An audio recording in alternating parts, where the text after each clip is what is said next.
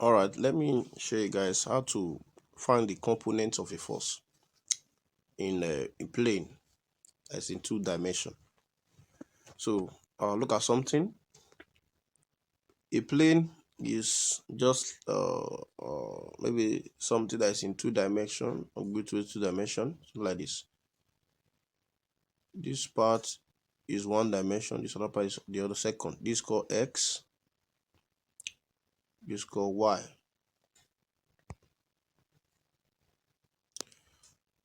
The other one is called Y. So one is called Y.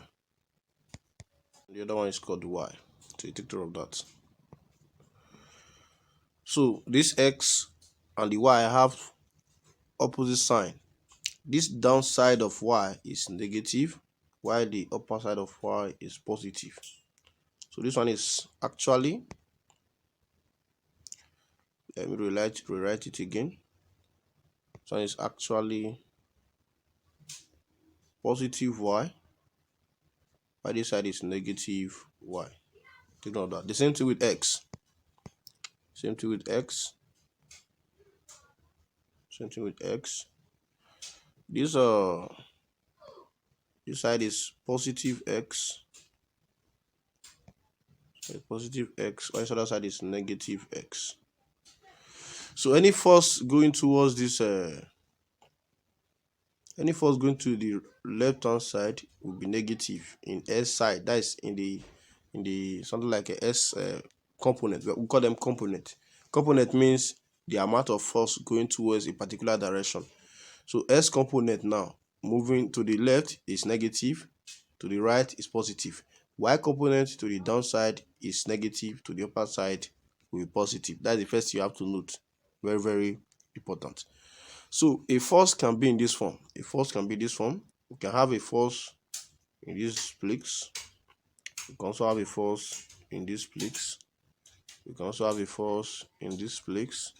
We can also have a force in this place. And you must ensure that this for this particular concept you want to do now, you must ensure that this force we're talking about is making an you can see the direction of the force is the arrowhead. It must be leaving the starting point. It must be leaving the starting point, and it must be making an angle to the horizontal for this concept to work. The angle should be with the horizontal. Let's say theta to the horizontal, theta to the horizontal, theta. It must be, the angle must be to the horizontal for this concept to work. Remember that first one we did in that class, we did the frictional force. The angle was to the vertical. But this particular for this concept I want to use now to work, the angle must be to the horizontal. If the angle is to the vertical, reverse will be the case. I also explained that to you. So let's look at them one after the other so that you check how to get the F, S, and Y components. Say F, that is the force, the force. Remember, we are doing how to get the component of the force. This is the force. So let's look at it one after the other now. So look at the first one. The first one. Call it F, theta. Remember this plus this. Remember this side is plus X, and this other side is minus. I'm not. Can we just put them? This side is plus X, minus X, plus Y, minus Y. So if I ask you now, what is the S component of this force? What is the S component? What is the S component? What is the S component of this force here? You just tell me. The force to the S direction now will be equal to, look how to do it. You will take the force as far as it's making an angle of theta to the horizontal. That is the major thing. You will take the force, then check where the force is going. Also check where the force is going. If the force is going to the right hand side, the one is going to the right hand side, that means it will be positive. The force will be positive. So even though you don't add the positive sign, there's no problem. It's still the same thing. Then you take the force, use it to multiply cosine of the angle between the force and the x-axis, which is theta. That will be the S component of that force. While the y component will be the force in the y direction will be equal to the same thing. Check if is it the upper side or in the downside. It's in the upper side, so it's positive for y. So it's still positive. You pick the force. You use to multiply sine, not cosine in this case now. Sine of the angle between this force and this horizontal, which is theta. The same between the force, the same angle here is the same angle here. The only thing is that for f, for y-axis you take sine, for x-axis you take cos. Remember the first one we did for y-axis, the one we were doing in frictional force. For y-axis we took cos, for x-axis we took sine. It was because the angle was to the vertical. If the angle is here, maybe the angle is to the vertical, reverse will be the case. This one will be x, then this other one will become y. And that's why I'm telling you, make sure the angle is to the x-axis so that this concept I'm teaching you now will work out. So taking note of that is very, very important. So this for this first case. Let's quickly run through the second case so that you see it. So this for the second case, we have something like this. Second case, we have something like this. Let's say there is the force. And if it's an angle of theta, to the horizontal. So the s component here now, in the s direction will just be, check, this one is going to the left hand side, and in the left hand side s is negative. That will be negative f, the same thing, cos of the angle there between the force and the s axis. The y component will be, is going to the upper side. In the upper side, check, is in the upper side. In the upper side, y is positive f sine. You now take sine now of the same angle here. That is all. And let's look at the next one. The next stuff. Let's say the force is now here, theta. The angle must be between the force and the horizontal. Horizontal means this line lying down. That's the horizontal. So the f component of this particular one now, I'm looking at this one now. The f component of this particular force, so let me just rule it so that you know that part is gone. Let me just rule it. The s component will be equal to, let's check, it's still the left hand side. Check, it's still the left hand side. It's in this left hand side. Let's still be negative f cos of that angle. The y component will be, check, this one is in the downside now. This force is the downside. Check, it's in the downside. So y will be negative y. We have negative f. Y still be negative sine of that angle theta. That is all. So let's look at the last one, which is like this. This last one, which is actually like this. F. Angle CBD. Ensure the angle is not with the vertical. If the angle is with the vertical, you will remove 90. You will remove it from 90 to move it to the horizontal. So the f component of this now, the s component will be, check, this one now is in the right hand side. Check, it's in the right hand side. It's particular force. So s will be positive f cos theta. This cos theta is actually gotten from that Pythagoras theory, and the SOHCAHTOA we do use, which is opposite over adjacent over opposite over hypotenuse, adjacent over hypotenuse, and so on. But I don't want to be going to that place. It will be too something like a bulky. The y component will be, check, to the downside. The stuff is in the downside. I told you in the downside, y is negative. The downside, s is positive in this side. That's why this one was positive. This. So in the downside now, in the upper side, y is positive. This side. So you should take care of those stuffs. They are very, very important. S is negative here. So that's how it is. So for the y component now, since the first is the downside, we're going to have negative f. Then instead of it to use cos now, we're going to use sine. Remember that. Sine theta. So take care of this. Very, very important. So take care of this stuff. And also know that these are the 4 cases you can ever see as far as this force components is concerned in 2 dimensions. So now we are going to look at typical examples now.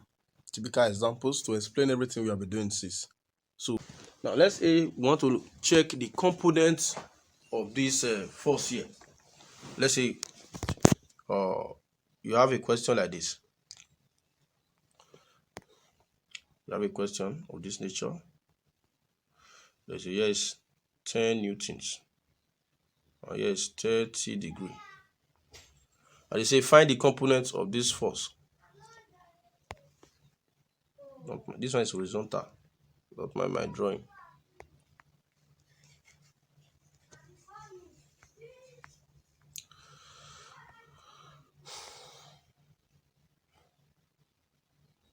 This one is 10 newton. And this one is 30 degrees. So you find the component of this force. That's just it. The component of this force in the x and they can see the x and y as just say the component of the x will be the force cos theta, which is 10 cos 30. So what is 10 cos 30? 10 cos 30 is going to give us a very lovely answer.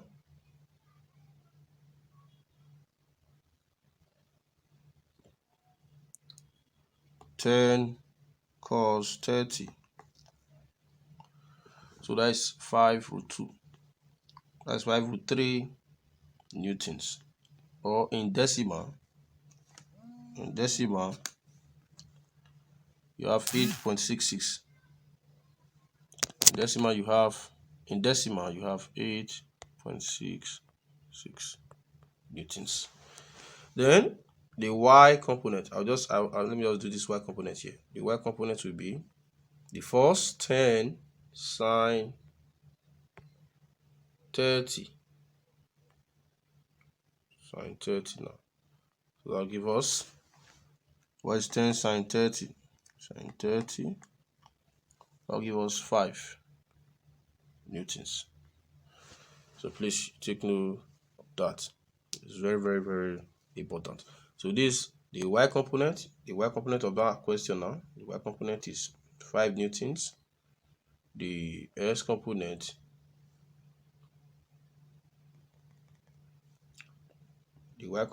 is what? 5 newtons. And the s component is 5√3 newtons, or 8.66 newtons. So that's how we can get the answer to that particular question. So let me look at another question so that you see it. Let's look at this other question. Let's see question 2. Let's see, you have something like this. Let's see, you have something like this. Let's say this is 60 degrees. And this is, let's see, this is 5 newtons. Let's find the components of these 5 newtons in the x and y direction. We also want to say, okay, the f's component will be, check, this one is going to the left hand side, check. If you complete this drawing now, this one is the left hand side. So the s components will be negative. So we're going to have negative of the 5 cos of that angle 60. So if you do that, you're going to have an answer. What is minus 5 cos 60? Minus 5 cos 60. That'll give us minus 2.5. Minus 2.5 newtons. Then for the y component now, the y component will be, just check. If you check now, this is the upper side. Y is positive. That's 5. Then you now take sign for y component. 60. Sine 60. Sorry about that. 60. That will give us, what is 5 sine 60? 5 sine 60 will give us something very, very important. 5 sine 60. 5 sine 60. That is 4.33. 4.33 or 5/2√3 newtons. That newtons. So that's how we roll. So let's say we have a question of this nature now. Let's say we have a particular question of this nature. How are we going to find the components of the force? How are we going to find the components of the force? Now let's look at, they can also ask you to look for the resultant. Resultant will be equal to, they are asked to look for resultant. Resultant will be equal to the square root of what you got in the x, you square it, plus what you get in the y, you also square it. That is all. Let me look at another question so that you see it. Look at something let me look at something that will have let's say a force is going to this side and that force is going to this side. This one is 30 degree. This one is what's it called? 50 degree. So this one is 12 newtons. This other one is 14 newtons. So let's look at this now to see what we are going to have. So for the x, I will not waste time. For the x will just be, remember, in the left, s is negative, in the right, s is positive. And another thing, for s, you take the force times cos of the angle between the force and the horizontal. Check, the angle is between the force and this horizontal now. So you're going to have, this 12 is going to the right-hand side. This one is going to the right-hand side. So you're going to have 12 cos 30. Check this other 14 to the right, left-hand side. Minus 14 cos 50. So that will give us a very good answer. So what I'm going to have there, we have 12 cos 30 minus 14 cos 50. So we are having 1.4 approximately, or 1.393, basically 1.4 cos space newtons. That is all. Then let's look at for the y component now. Look at for the y component. For the y component to see what we are going to have. That is for the s component. And for the y component now, let's see what we are. So f to the y component now will be equal to, let's check both of, if you even check very well, you discover that both of the forces are going to the upper side. That's just 12 cos 30. Remember, for y component we use sine here, not cos. So we have to change that to sine.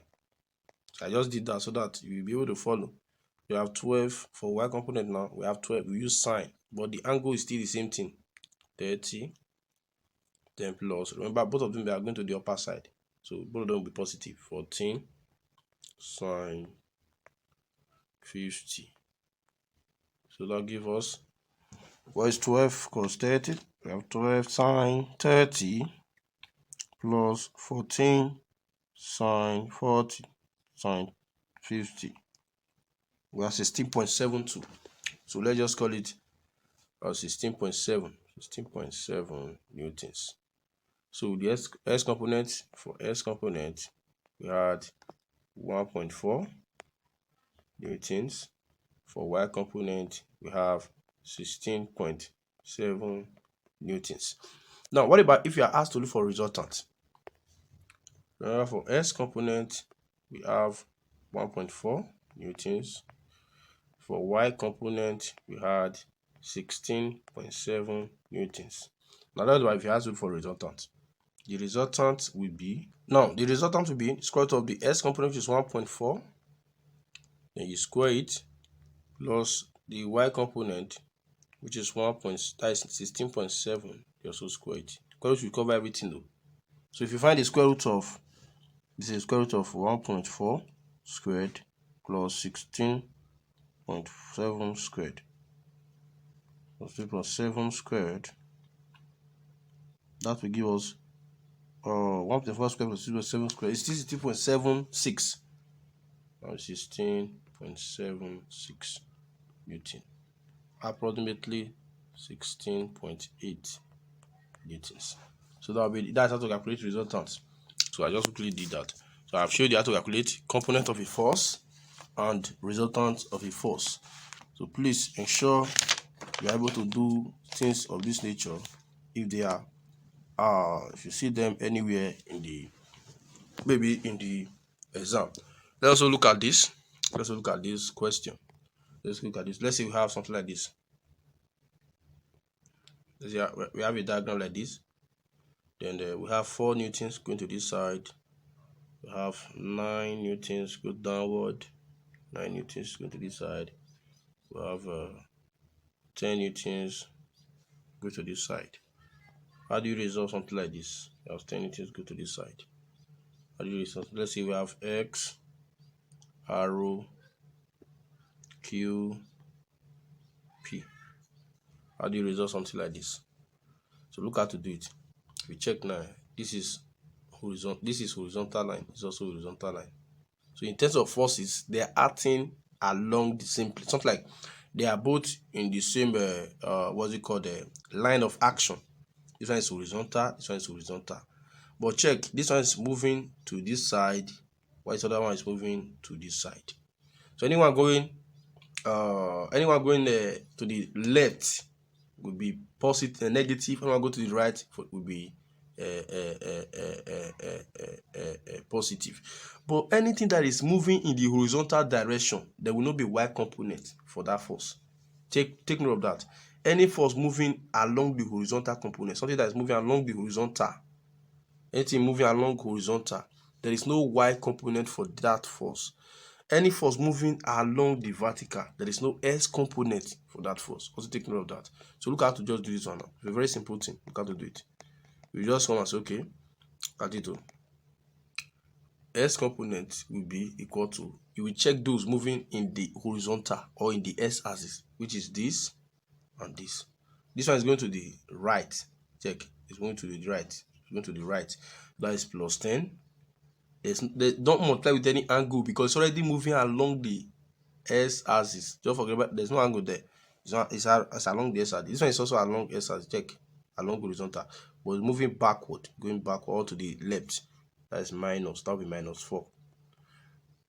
That will be minus 4. That will be minus 4.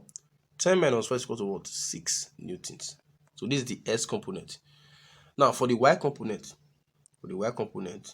f of y will be, check which of them is going towards the vertical side. Check, this one is going to the vertical side. There's nothing here. As if there was another one here now moving this side, we'll add, but there's nothing there. So you forget about that. But if you check, this one is going downward. Check, it's going downward.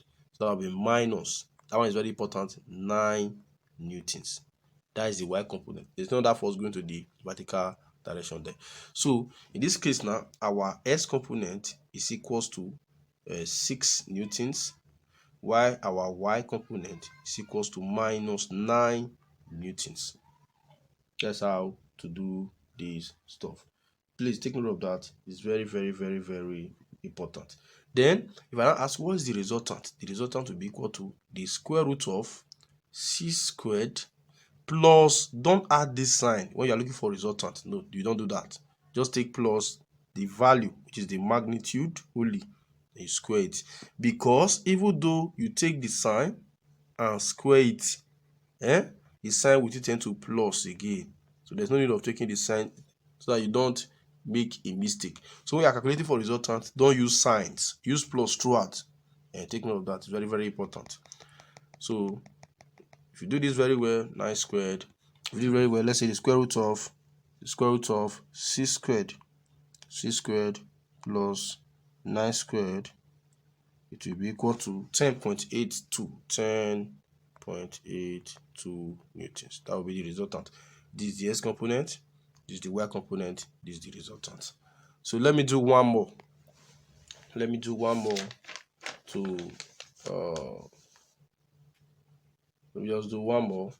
that this video will not be too long. Or let me just give you guys 2 to do. Then I'll just put the answer there. The first one is like this. Here's 60 degree. Here's 10 newtons. So you can do this. F of x will be 10 cos 60. Check if you can do that. F of y will be 10 sin 60. Check if you also do that. Then you can do that. So check that too. The other one is something like this. The other one is something like this.